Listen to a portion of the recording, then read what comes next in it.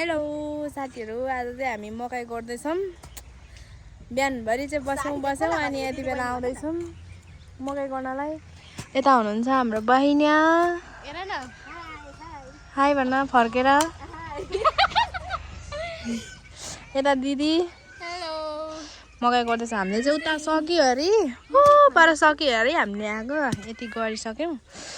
अब यो सकेर त्यहाँ बाँकी छ, त्यस्तै छ, गर्दैछौं। मेरो चाहिँ कोदालो घुमेको घुमे भएर WhatsApp नम्बर सारो छ।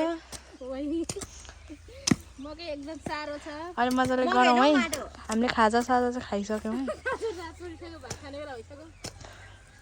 आज चाहिँ हामी 8-9 बजेसम्म काम गर्नुपर्ने हुन्छ। किन हौ? किनकि हामीलाई निन्द्रा लाग्दैन। काम नगरी खाएको पच्दैन।